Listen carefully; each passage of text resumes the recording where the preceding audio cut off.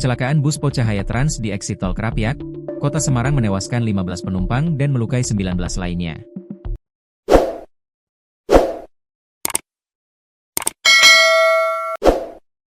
Kecelakaan terjadi di Simpang Susun Krapyak KM 420A, Kota Semarang, Senin, 22 Desember 2025, dini hari. Kepala Kantor Basarnas Semarang, Budiono, kepada Kompas TV, mengatakan, petugas gabungan telah melakukan evakuasi seluruh penumpang. Proses evakuasi melibatkan tim SAR Gabungan Polri, Dinas Kesehatan, Jasa Marga dan PMI. Dengan rincian 17 orang selamat.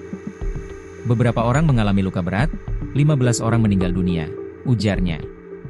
Kronologi berdasarkan data sementara yang berhasil dihimpun.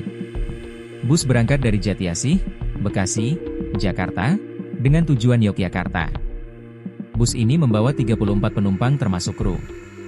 Bus melaju melewati jalur tol Trans Jawa dengan kecepatan tinggi pada dini hari. Sekitar pukul 00.30 WIB, bus memasuki wilayah Semarang, tepatnya Simpang Susun eksit tol Krapyak. Tikungan tajam.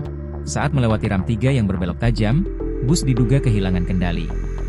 Terjadi benturan keras di mana moncong bus menghantam beton pembatas jalan, menyebabkan kabin ringsek dan bus terguling. Korban jiwa, 15 penumpang meninggal di tempat, belasan lainnya luka-luka. Kru dilaporkan selamat. Sopir Gilang dan kernet Robet berhasil selamat meski bus hancur parah. Evakuasi darurat, tim SAR gabungan, Basarnas, dan kepolisian segera mengevakuasi korban dari lokasi. Terkait penanganan medis, korban luka dibawa ke rumah sakit terdekat di Semarang untuk perawatan intensif.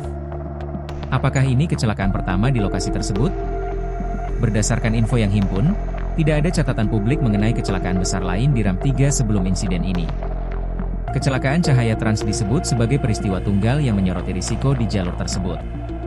Karakter tikungan tajam. Jalur penghubung ini memiliki tikungan tajam yang menuntut pengemudi mengurangi kecepatan secara signifikan. Kondisi tersebut menjadi faktor utama dalam kecelakaan bus Cahaya Trans.